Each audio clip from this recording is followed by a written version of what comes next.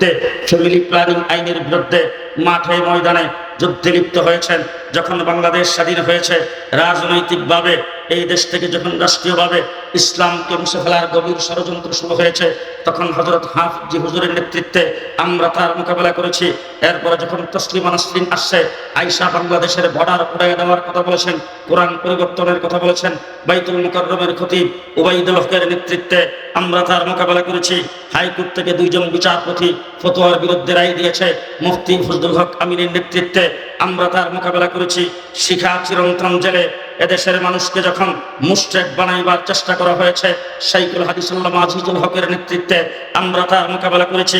শাহবাগে নাস্তিক আর মুরতাদরা একত্রিত হয়ে আল্লাহ রাসূল সম্পর্কে যখন কটূক্তি করেছেন, তখন আল্লামা আহমদ শফির নেতৃত্বে শাপলা চত্বরকে রক্তে রঞ্জিত করে আমরা তার মোকাবেলা করেছি।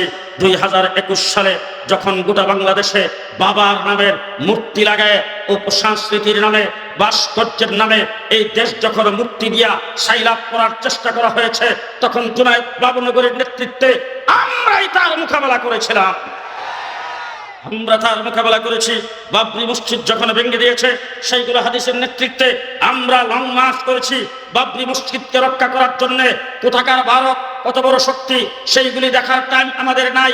কত বড় শক্তি সেটা দেখার টাইম নাই। ভারতের কোন প্রধানমন্ত্রীকে এই দেশে ডেকে আনতেছেন সেটা দেখার আমাদের টাইম নাই। কার মূর্তি স্থাপন করতেছেন সেটা দেখার আমাদের টাইম নাই। আমাদের জান থাকুক আর যাক, দিন ইসলামের ব্যাপারে আমাদের পূর্বপুরুষেরা কারোর সাথে কোনোদিন আপোষ করে নাই, আমরাও কোনোদিন আপোষ করি নাই, কোনোদিন আপোষ করবো না। আস্তে কোনোদিন আপোষ করব না। বাংলাদেশের প্রতিরক্ষাকে ধ্বংস করার জন্য গত ফ্যাসিস্ট সরকার 57 জন আর্মি অফিসারকে এক রাত্রে হত্যা করেছে দেশটাকে পঙ্গু বানাইবার জন্য। আমার ভাইয়ের সেই ফ্যাসিস্ট সরকার শাপলা চত্বরে 1,56,000 গুলি চালায় আমার ভাইদের বুককে ঝাঁঝরা করেছেন। শত শত আলেম উলামা একরামকে হত্যা করেছে। 2021 সালে আমার ব্রাহ্মণবাড়িয়া চট্টগ্রামে মাদ্রাসার ছাত্রদেরকে পাখির মতো গুলি করে হত্যা করেছেন। 2024 সালে কোঠা বিরোধী আন্দোলনে স্কুল কলেজের ছাত্ররা যখন মাঠে নেমে গুলি খাওয়া শুরু করে দিয়েছেন, জীবন দেওয়া শুরু করে দিয়েছেন, এক কথা ভালো করে মনে রাখবেন, কোঠা আমার সাজিয়ারা মাদ্রাসার প্রয়োজন নাই, খুলনা দারুল উলুমের প্রয়োজন নাই, কওমি মাদ্রাসার প্রয়োজন নাই। কারণ আমরা চাকরির জন্য কোথাও দরখাস্ত করি না, আমরা চাকরি নেই না, চাকরির কোনো প্রয়োজন আমাদের নাই, কোঠার প্রয়োজন নাই।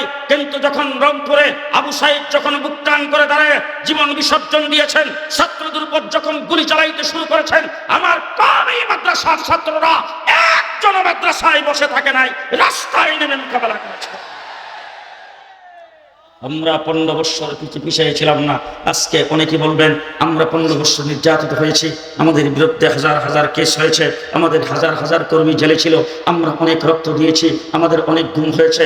পরিষ্কার ভাষায় বলতে চাই, তোমাদের সমস্ত রক্ত আর সমস্ত মামলা সবগুলো একত্রিত করলে শাপলা চত্বরের এক রাত্রের সমান হবে না।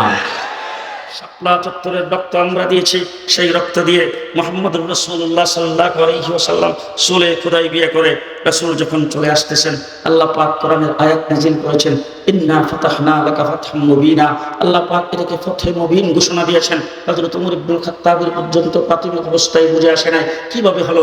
আমরা সেখানে নাকে খত দিয়ে আসলাম।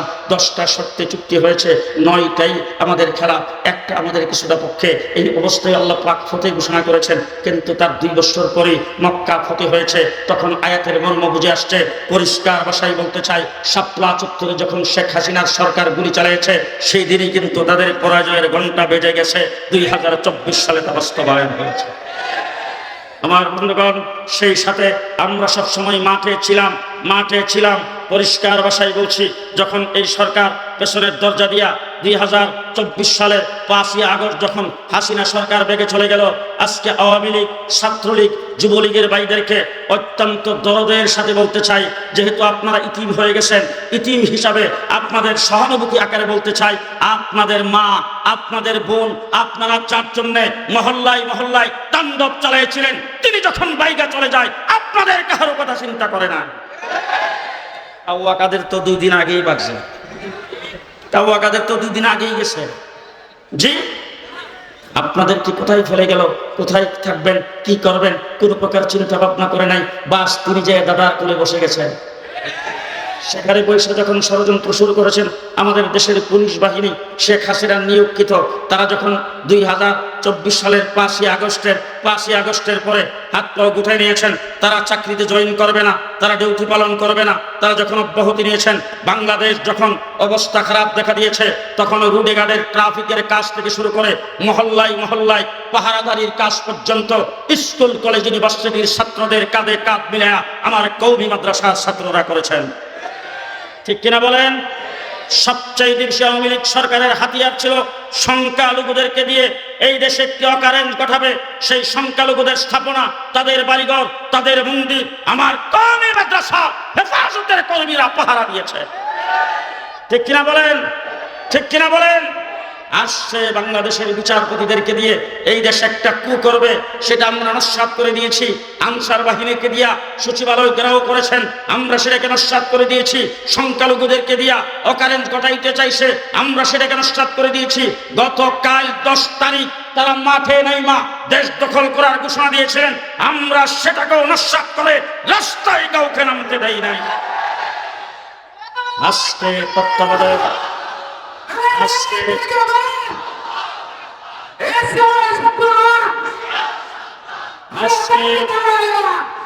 আজকে তত্ত্বাবধায়ক সরকারকে বলতে চাই, ডাক্তার ইউনূস সাহেবকে বলতে চাই, আমাদের রক্তের উপর দাঁড়ায় আপনারা ক্ষমতায় আছেন। আমরা রক্ত দিয়ে আপনাদেরকে ক্ষমতায় বসেছি, কিন্তু গত ফ্যাসিস্ট সরকার আমার দেশের মুসলমান সন্তানদেরকে মানব থেকে মানুষ তৈরি সেটা পড়ানোর ব্যবস্থা করেছিল, শরীফ থেকে শরীফা শিক্ষা চালু করেছিল, নাস্তিকতাবাদের শিক্ষা, সমকামিতার শিক্ষা আমার স্কুল কলেজে চালু করে ইসলামিক শিক্ষাকে সমূলে বাংলাদেশ থেকে বিদায় করতে চেয়েছিল।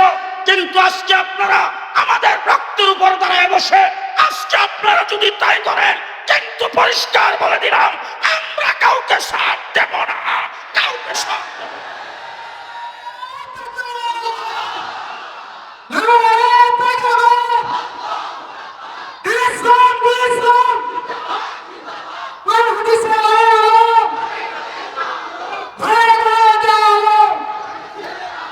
হেফাজতে ইসলাম বাংলাদেশের প্রতিবাদের মুখে শিক্ষা কমিশন শুনতে পেরেছে, শিক্ষা কমিশন ভেঙে দিয়েছেন, বাতিল করেছেন।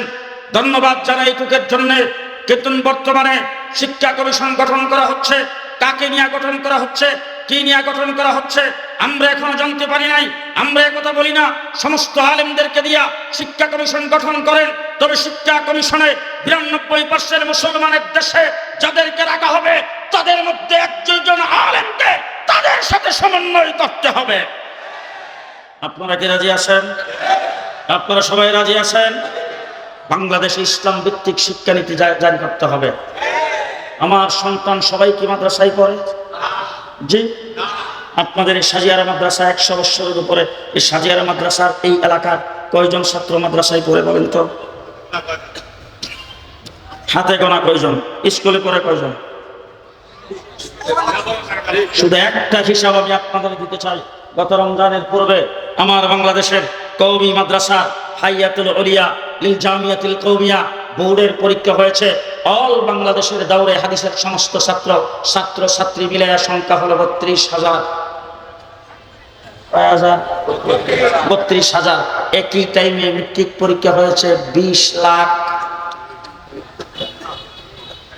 বেশি বেশ কম না, সামান্য। জি, এই 20 লাখ তো সব হিন্দুর ঘরে। জি, এই 20 লাখ কি মুসলমানের ঘরে? জন্মের পরে কি ডান কানে আযান হয়েছে, বাম কানে একামত হয়েছে? তাহলে পরিষ্কার ভাষায় বলতে চাই 32,000 মাদ্রাসায় পড়ে উজু শিক্ষা করেছেন, গোসল শিক্ষা করেছেন, পাক না পাক শিক্ষা করেছেন, হালাল হারাম শিক্ষা করেছেন। পরিষ্কার ভাষায় বলতে চাই 20 লক্ষ যারা স্কুলে পড়ে তাদেরকে স্কুলে রেখেই পাক না পাক শিখাইতে চাই। রাজি আছেন? রাজি আছেন? তাইলে এই চিল্লানিটা আমি কেন চিল্লাবো? মৌলানা মামুনুল হক কেন চিল্লাবে? আপনাদের চিল্লানো দরকার না? আপনাদের যাদের সন্তান স্কুলে পড়ে আপনাদের চিল্লানো দরকার না?